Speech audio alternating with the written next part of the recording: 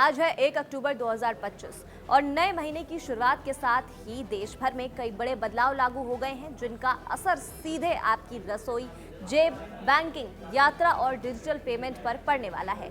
बिना देर किए जानते हैं कि आज से क्या क्या बदल जाएगा। पहला बदलाव, एलपीजी सिलेंडर हो गया है महंगा। जी हां, रसोई से जुड़ी सबसे बड़ी खबर है कि एलपीजी सिलेंडर की कीमतों में इजाफा हुआ है। जहां पहले कुछ महीनों तक 19 किलो के कमर्शियल सिलेंडर की कीमतें घट रही थी, अब दिल्ली से मुंबई तक सिलेंडर महंगा हो गया है।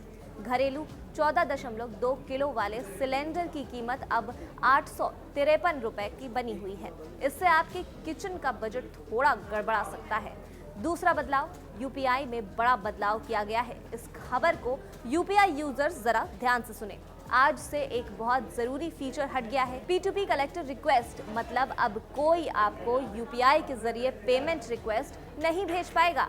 आपको पेमेंट करने के लिए क्यूआर कोड स्कैन करना होगा या फिर कॉन्टैक्ट नंबर से सेंड मनी करना होगा। इस कदम का मकसद है डिजिटल फ्रॉड को रोकना। इससे स्कैम के मामले कम होंगे। तीसरा बड़ा बदलाव है ट्रेन टिकट बुकिंग में नया नियम। अगर आप ऑनलाइन ट्रेन टिकट बुक करते हैं तो ये खबर जरूरी है।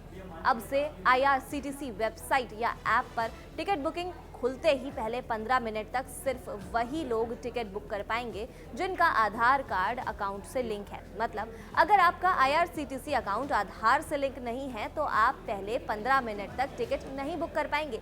ये कदम फर्जी बुकिंग और दलाली को रोकने के लिए उठाया गया है। चौथा बड़ा बदलाव है, हवाई सफर हो सकते हैं महंगे। दरअसल ATF यानी एयर टरबाइन फ्यूल में कीमतें बढ़ गई हैं।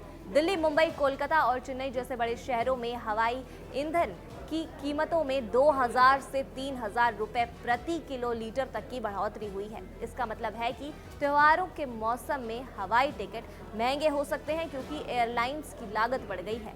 पांचवा बदलाव है छोटी बचत योजना के बजाय दरों की समीक्षा।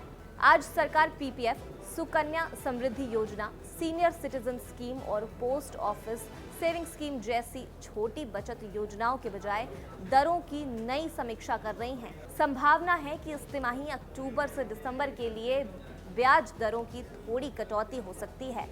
इसका असर आपके निवेश और भविष्य की प्लानिंग पर पड़ सकता है। बहरहाल आपको एक और जरूरी खबर बता दें कि अक्टूबर में त्योहारों की लंबी लाइन है, जैसे गांधी जयंती, दशहरा, दिवाली, करवा चौथ, भाई दूज, छठ पूजा और भी बहुत कुछ। इस महीने 21 बैंक छुट्टियां हैं जो कि अलग अलग राज्य और शहरों के हिसाब से हैं।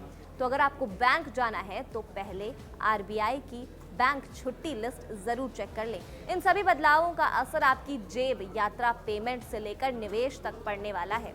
इसलिए इन नियमों को ध्यान में रखें और जरूरत के हिसाब से खुद को तैयार रखें।